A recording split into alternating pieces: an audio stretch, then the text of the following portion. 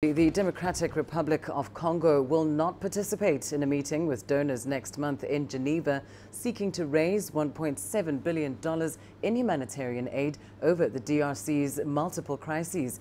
The DRC is facing multiple ethnic and political conflicts across the country. The UN says the violence has left more than 13 million Congolese in need of assistance. The DRC crisis has been placed on level 3 by the UN. It is the body's highest crisis level. In response to this rating, Acting Prime Minister Jos Makila accused the UN of giving the country a bad image. He added the UN's reaction is scaring investors away. Violence has affected the economy, with the Congolese franc losing 30% of its value against the dollar last year. Well, CGTN's Robert Nagila has been covering the crisis in the DRC for us and joins us now live from Uganda's capital, Kampala, with more details. Robert, firstly, what more can you tell us about this donor conference and in particular why DRC authorities won't be attending?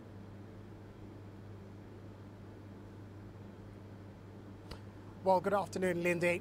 That conference that you refer to is scheduled for next month in Geneva, Switzerland. The United Nations says that the Democratic Republic of Congo is facing a catastrophic humanitarian crisis. Now, the figures are staggering, Lindsay. It says that about 13 million people are facing a humanitarian crisis or are already enduring a humanitarian crisis in the country as we speak.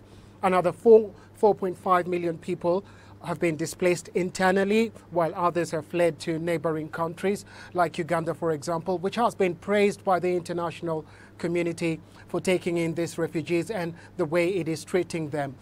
However, what is grabbing the headlines at this particular moment, Lindsay, is the reaction from Kinshasa. Now, we've heard from the Prime Minister late Saturday where he slammed the United Nations over this conference, saying basically that it would not attend this conference because while it accepts that there is an emergency situation in the country, he says that as far as they're concerned, the whole situation has been blown out of proportion, and this will hinder investors from coming into the country, which has raised quite some eyebrows out there. And a lot of people today are asking, just what are the government's priorities? Is it first ensuring that their people are okay, or is it trying to get investors in to invest more, yet the people are suffering? So a lot of questions here, and looks like this particular story will be grabbing the headlines over the coming days across the continent. Lindsay? Well, Robert, as you say, I mean, staggering numbers of people that are living in this humanitarian crisis and this emergency situation. And we know, of course, that you've been speaking to some of those who've chosen to leave Congo or the DRC and flee into Uganda. What have you been hearing from those that are really intimately affected by this humanitarian crisis? Well, you're absolutely correct, Lindsay. We've been to the Changali refugee camp, southwestern Uganda, where you've got all these refugees who've been crossing from across Lake Albert on the DR side, trying to make it to safety on their side. And the stories are horrific. Chilling stories, really. You've got stories of violence being meted across whole communities, villages being burnt, people being killed, both adults and children as well. And they all say that it's as a result of a crisis between two communities. You've got the Lendu and Hema, who have had this rivalry over a long period of time, over the last decade or even more.